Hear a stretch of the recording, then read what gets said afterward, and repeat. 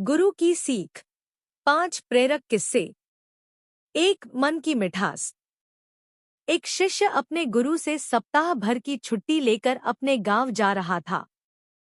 तब गांव पैदल ही जाना पड़ता था। जाते समय रास्ते में उसे एक कुआं दिखाई दिया। शिष्य प्यासा था, इसलिए उसने कुएं से पानी निकाला और अपना गला तर किया। शिष्य को अद्भुत तृप्ति मिली, क्योंकि कुएं का जल बेहद मीठा और ठंडा था। शिष्य ने सोचा, क्यों ना यहाँ का जल गुरुजी के लिए भी ले चलूं।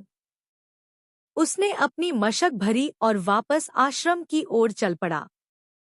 वह आश्रम पहुंचा और गुरुजी को सारी बात बताई।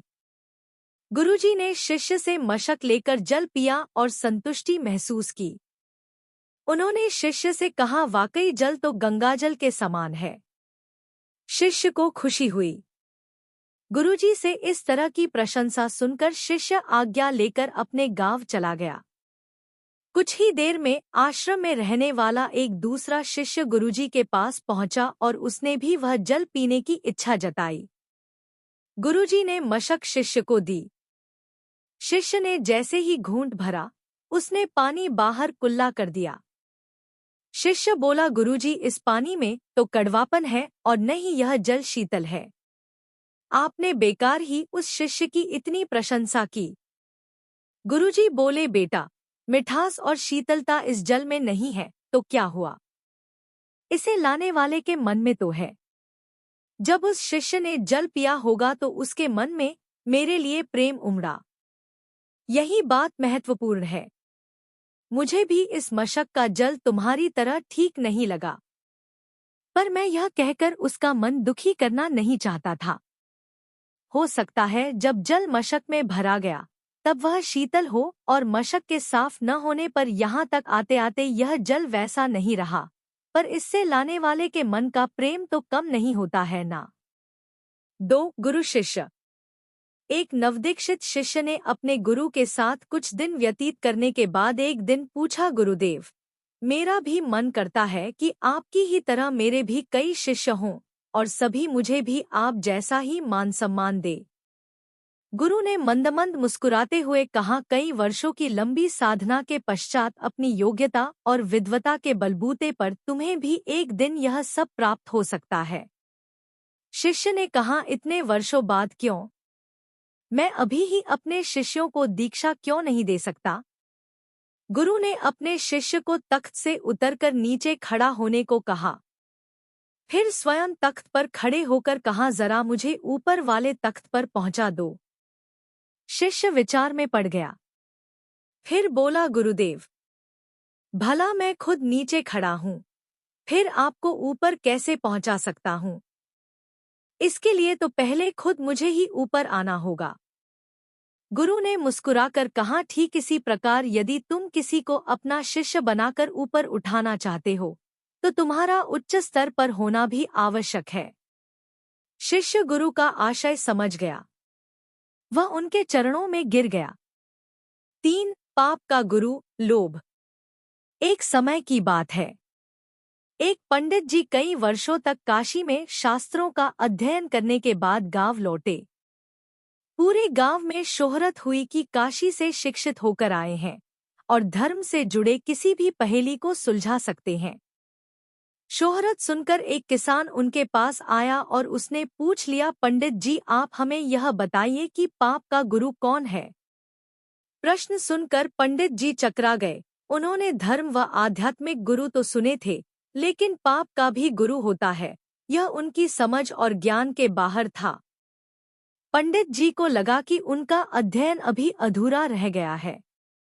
वह फिर काशी लौटे। अनेक गुरुओं से मिले, लेकिन उन्हें किसान के सवाल का जवाब नहीं मिला। अचानक एक दिन उनकी मुलाकात एक गणिका, वेश्या, से हो गई। उसने पंडित जी से परेशानी का कारण पूछा तो उन्होंने अपनी समस्या बता दी।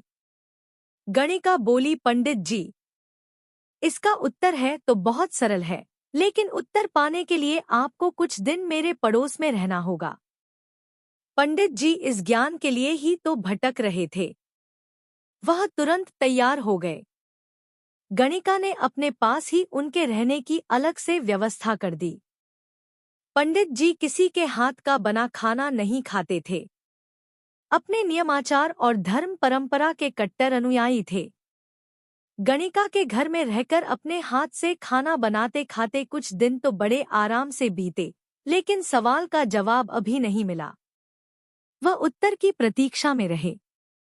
एक दिन गणिका बोली, पंडित जी, आपको भोजन पकाने में बड़ी तकलीफ होती है। यहाँ देखने वाला तो और कोई है नहीं। आप कहें तो नहा धोकर मैं आपके लिए भोजन तैयार कर दिया करूं। पंडित जी को राजी करने के लिए उसने लालच दिया, यदि आप मुझे इस सेवा का मौका दें तो मैं दक्षिणा में 5 स्वर्ण मुद्राएं भी प्रतिदिन आपको दूंगी। स्वर्ण मुद्रा का नाम सुनकर पंडित जी विचारने लगे। पका पकाया भोजन और साथ में सोने के सिक्के भी, अर्थात दोनों हाथों में लड्डू हैं। पंडित जी ने अपना नियम, व्रत, आचार विचार, धर्म सब कुछ भूल गए। उन्होंने कहा, तुम्हारी जैसी इच्छा, बस विशेष ध्यान रखना कि मेरे कमरे में आते जाते तुम्हें कोई नहीं देखे। पहले ही दिन कई प्रकार के पकवान बनाकर उसने पंडित जी के सामने परोस दिया। पर ज्यों ही पंडित जी ने खाना चाहा, उसने सामने से परोसी हुई थाली खींच ली। इस पर पंडित जी क्रुद्ध हो गए और बोले, यह क्या मजाक है? गणिका ने कहा, यह मजाक नहीं है पंडित जी, यह तो आपके प्रश्न का उत्तर है। यहाँ आने से पहले आप भोजन तो दूर, किसी के हाथ का पानी भी नहीं पीते थे, मगर स्वर्ण मुद्राओं के लोभ में आपने मेरे हाथ का बना खाना भी स्वीकार कर लिया। यह लोभ ही पाप का गुरु है। नाविक गुरु। प्राचीन मगध के किसी गांव में एक ज्ञानी पंडित रहते थे। वे भागवत कथा सुनाते थे। गांव में उनका बड़ा सम्मान था। लोग महत्वपूर्ण विषयों पर उनसे ही विचार विमर्श कर मार्गदर्शन लेते थे। एक बार पंडित जी को राजधानी से राज्य के मंत्री का बुलावा आया। पंडित जी गांव की नदी नाव से पार कर राजधानी पहुंचे। मंत्री ने उनका अतिथि सत्कार कर कहा, मैंने आपके ज्ञान की काफी प्रशंसा सुनी है। मैं चाहता हूं कि आप प्रतिदिन यहाँ आएं और मुझे तथा मेरे परिजनों को कुछ दिन भागवत कथा सुनाएं। पंडित जी ने खुशी खुशी स्वीकृति दे दी।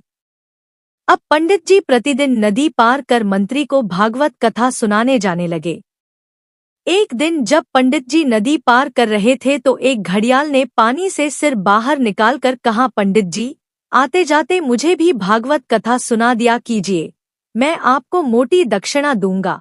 यह कहकर उसने अपने मुंह एक हीरो का हार निकालकर पंडित को दिया। पंडित जी हार देखकर भूल ही गए कि उनको मंत्री के यहाँ कथा सुनाने जाना है, तथा तब से वह घड़ियाल रोज उन्हें हीरे मोती देता। एक दिन नाव चलाने वाला नाविक उन्हें देखकर हंस पड़ा। पंडित जी ने हंसने का कारण पूछा तो वह बोला, मैं इसलिए हंस रहा हूँ कि क्या आपने इतने शास्त्रों का ज्ञान सिर्फ एक घड़ियाल को उपदेश देने के लिए लिया है? आपके ऐसे ज्ञान की परिणति देख मुझे हंसी आ गई। पंडित जी को अपने लोभी स्वभाव पर शर्म आ गई और फिर वे कभी घड़ियाल को कथा सुनाने नहीं गए। शिवाजी को गुरु का संदेश। जब छत्रपति शिवाजी को यह पता चला कि समर्थ रामदास जी ने महाराष्ट्र के 11 स्थानों में हनुमान जी की प्रतिमा स्थापित की है और वहां हनुमान जयंती उत्सव मनाया जाने लगा है, तो उन्हें उनके दर्शन की उत्कृष्ट अभिलाषा हुई। वे उनसे मिलने के लिए चाफल माझगांव होते हुए शिगड़वाड़ी आए। वहां समर्थ रामदास जी एक बाग में वृक्ष के नीचे दासबोध लिखने में मग्न थे। शिवाजी ने उन्हें दंडवत प्रणाम किया और उनसे अनुग्रह के लिए विनती की। समर्थ ने उन्हें त्रयोदशाक्षरी मंत्र देकर अनुग्रह किया और आत्मानाम विषय पर गुरुपदेश दिया। यह लघुबोध नाम से प्रसिद्ध है और दासबोध में समाविष्ट है। फिर उन्हें श्रीफल, 1 अंजलि मिट्टी, 2 अंजलियां लीद एवं 4 अंजलियां भरकर कंकड़ दिए। जब शिवाजी ने उनके सानिध्य में रहकर लोगों की सेवा करने की इच्छा व्यक्त की, तो संत बोले, तुम क्षत्रिय हो, राज्य रक्षण और प्रजापालन तुम्हारा धर्म है।